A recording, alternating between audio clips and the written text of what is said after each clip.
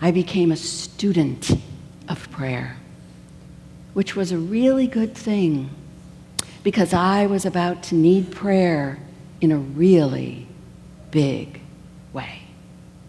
On November 1st, 1996, after 21 years together, 12 of them miserable, I finally said to my husband in a way he could hear me, "You're miserable. I am miserable, and I am terrified that we are raising a miserable child. We have got to get a divorce."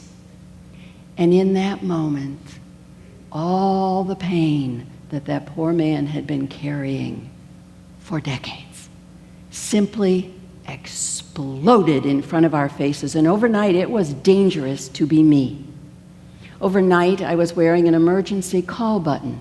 You don't even have to make it to the phone to dial 911. You can just press the button and the police will come. I had 911 pre-dialed on my cell phone if I left the house, even to take out the garbage. And on 4 occasions, I took my then 7-year-old son into hiding. I was in desperate need of prayer. But I couldn't pray, I couldn't move, I couldn't function. I just sat in the living room and cried. And so, heaven sent the dog. I will explain the whole story, the whole delicious, beautiful story this afternoon. But for now, know that through the intercession of my Great Dane puppy, one day I picked up a pen and I desperately wrote across the top of a page, "Dear God, comma." And with that comma began the most important conversation of my life. For 3 years, Dear God and I spoke every single day, and I made the most amazing discoveries. I discovered that I could ask for guidance and receive exactly the guidance I needed in that moment. I discovered that I could ask for comfort and be, oh, so comforted. And I could ask for protection. And despite every terrible thing that could possibly happen in a divorce, guns, break-ins, felony arrests, road rage, nothing ever happened to my son or me. So one day, I said, "Can I ask for money?"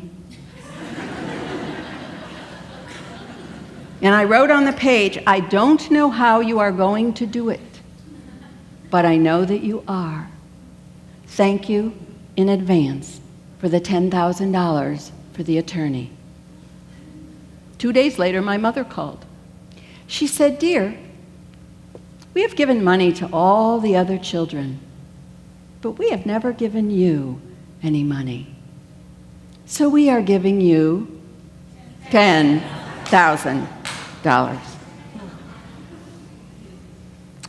So one day, I said to God on the page, "Thank you for the guidance. Thank you for the comfort. Thank you for the protection. And thank you for the money. I need one more thing. I need a Hail Mary. I need a prayer I can say without even thinking. I need a prayer I can say first thing in the morning, last thing at night. I need a prayer that'll hold me together all day long." And on the page, I received directions for the prayer sandwich. There is a whole explanation of it in the book. But visualize, it's a sandwich with bread on top and bread on bottom. And the bread is your foundational, non-negotiable statement. For me, it's, "I live in the peace and strength of God, knowing everything is according to divine will. I am safe and loved. Jerry is safe and loved." But in between, you've got statements that can change based on what's going on with your life. During the divorce, I had 5. I'm just going to tell you one of them. The third statement was, "Jerry and I are in our perfect home, filled with beauty, love, light, and life." Because we so weren't. I had lost the house in the divorce, and we were living in this vile rented apartment with on the first floor, so there was no light coming in, and all the previous owners had smoked, renters had smoked. And it had that lovely furniture with the little springs that pop up and say hello when you sit down. And the thing that drove me craziest about this apartment was the art. Somebody had gone to a flea market 10 years before and stuck some metal birds on the wall that maybe they spent 75 cents for. So I said my prayer. I said my prayer sandwich, including that statement, Jerry and I are in our perfect home, 5 times a day, 10 times a day, 50 times a day. And 3 years later, following the guidance that I received on the page, I was able to restore my business, and I made $108,000. So I bought a townhouse, a beautiful townhouse that I still live in. And the first morning I woke in the townhouse, out of habit, not even awake, I began to mumble my prayer sandwich, and I got to that third statement, Jerry and I are in our perfect home, filled with beauty, love, light. And when I said the word light, I opened my eyes, and light was streaming in the windows and landing on the oil painting I had been able to purchase. And I sat up and I said it out loud. Jerry and I are in our perfect home, filled with beauty, love, light, and life. And every single prayer on that prayer sandwich, then and now, has always, always come to pass. So I know prayer works.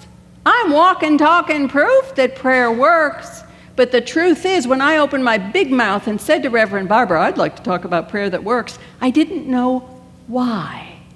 I didn't know how. So I solved this problem the way I solve all problems. I picked up a pen. I said, Dear God, there's something about prayer I don't understand. I know prayer works, but I promised to teach people how. And you know what?